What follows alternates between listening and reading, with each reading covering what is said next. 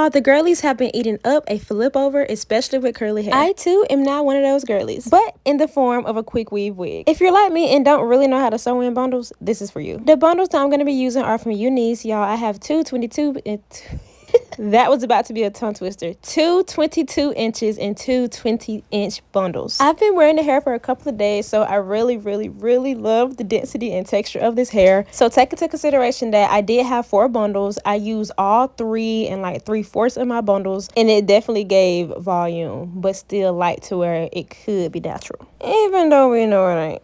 Anywho, we're gonna go in with a shower cap because just in case that glue does seep through our cap, we're going to have a layer of protection to make sure the glue don't touch our hair.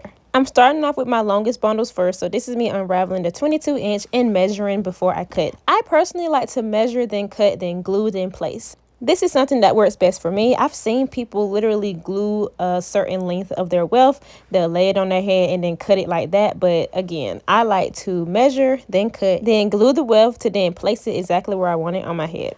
Although I'm working with a stand-up mirror, I always use my fingers as a guide to kind of let me know where the track is laying or where I want it to lay. I've been doing the spritz method plus the blow dryer for a while with some of my quick weaves. I personally do think it kind of helps it last longer, but if it doesn't really do anything, you know, I don't know.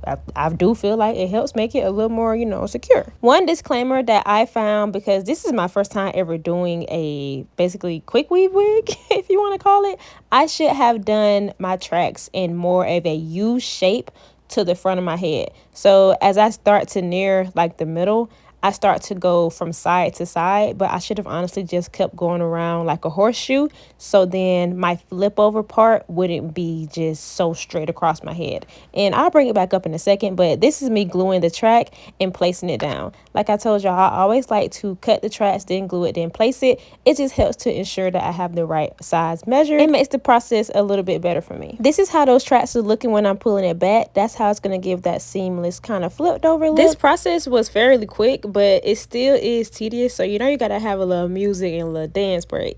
Let's get active. How you feel? I gotta ask, yeah, baby girl, what's happening? Let's get active. Oh, I'm just trying to give you what you know, just a little voiceover, uncopyrighted music selection. At this point, I have both 22-inch bundles installed. This is what it's looking like, very full, and I still got 2 bundles left.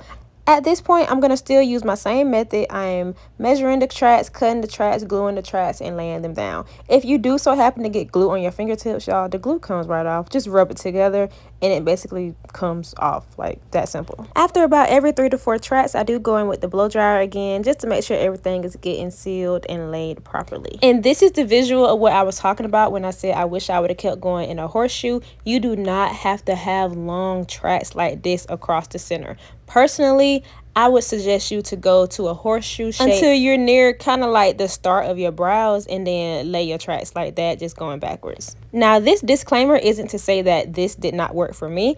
I just felt like it could have been a little more effective with the flip over part if I would have had a smaller section. Does that make sense? I do go ahead and finish with my last track at the perimeter of this cap, and once I did that, y'all, that is for the construction of the quick weave wig that's going to be used as a flip over method. The braid pattern I have, to be honest, you don't need these many braids. As long as you have one for an anchor, you're going to be fine. At this point, we have a wig, but how is it going to be sitting securely on our head? Well, the method I'm going to be doing in this video is just sewing the perimeter of the wig onto my perimeter braids. If you get to this step and you don't feel comfortable sewing the wig onto your braids, you can go in and add you some combs, some clips. You can customize this wig to how it's going to best suit you. For me, I know I can at least, you know, sew on a wig to my braid. I'm going to go under. I had an accident where I went over and poked myself with the needle. So if you use it to go under, it's going to be beneficial. I did sew down the wig on each side, about 4 to 5 loops. It didn't take much. And now I'm just flipping my hair over to see, you know, how we gonna do this.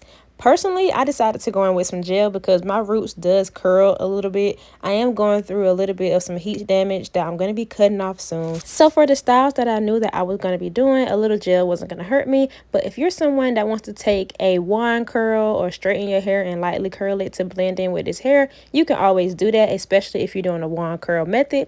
But with the styles that I'm about to show y'all, if you did want to go in with some gel, it's going to be really cute. So just keep on watching. I'm going to be styling this hair in a few different ways. Shout out to Unice. All the information on this hair, these bundles will be down below. So please feel free to check them out if you're interested. And while you're down there, don't forget to give me a big thumbs up. Let me know what you guys think of this video. How we feeling the quick weave wig? I've seen a lot of people on YouTube do wigs and quick weaves and quick weave wigs just like this, and I just always wanted to give it a try, so I'm happy that I was able to do that in this video. Now, I know I've been talking y'all heads off this whole video, so I'm at the point where I'm about to go. Keep watching to see the different ways that I'll be styling, and I hope to see you guys in my next video. Bye, y'all.